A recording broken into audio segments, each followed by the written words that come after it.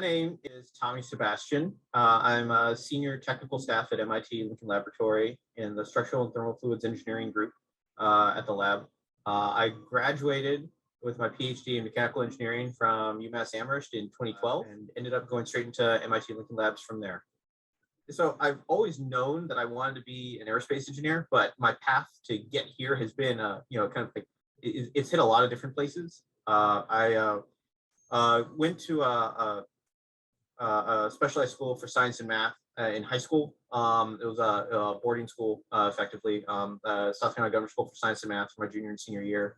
And there I had my first experience doing research in aerospace engineering, where I did wind tunnel testing on these kind of really novel aircraft designs. And then after working in the the space world for a while, I wanted to learn more about renewable energy and how I could potentially contribute to a green economy.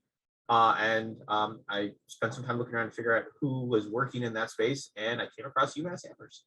And I reached out to Professor John McGowan at the time, and introduced myself and said I was interested in coming up and learning more about wind energy. And he was more than happy to have me come up.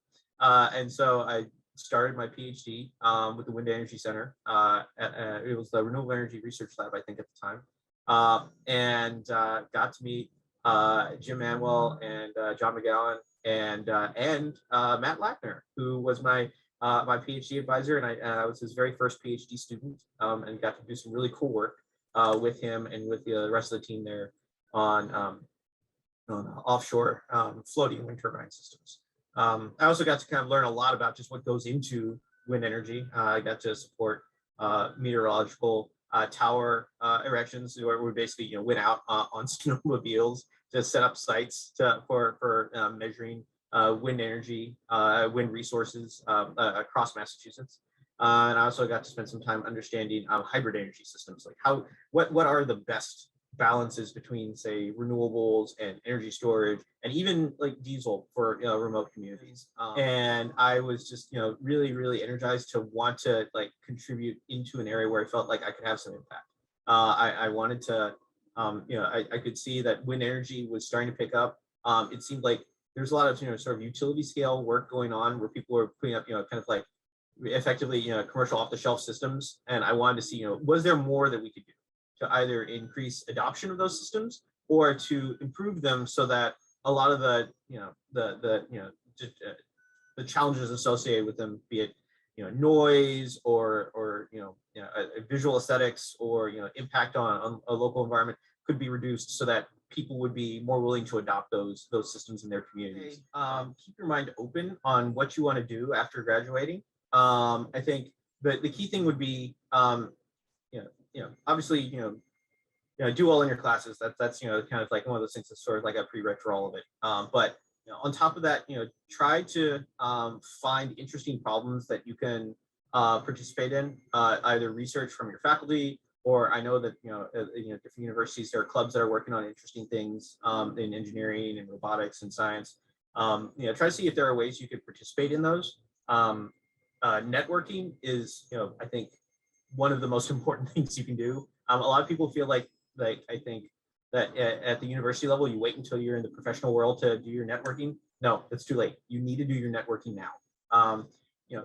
Reach out to your professors, find out what sort of professional organizations are associated with the field you're interested in, and get involved in those professional organizations. A lot of them have student chapters, and those student chapters give you the opportunity to meet people in the industry. One, to figure out if you even want to pursue that industry, or two, to if you do, to develop a network of mentors that can help you figure out what you might want to study, or what kind of problems you might want to be interested in pursuing, or where you might want to go after graduating. So I would say networking is definitely one of the most important things you can do, aside from obviously doing well in your classes. But after that, I would say it's a very exciting time, I think, to be in engineering, and particularly to work in renewable energy. If you look at where we are in terms of trying to reduce carbon outputs to hit 1.5 degrees Celsius, there's a lot that needs to happen very, very quickly. And I think it's going to take a lot of very, very talented new graduates in the field to for us to have a shot at reducing our carbon footprint and bringing on the green economy. So I think from that standpoint, there are a lot of really interesting problems and challenging problems that graduates can apply themselves to figure out which problems are the ones that need help. I think really building up that network and reaching out to people to see how you can contribute would be one of the most important things you can do.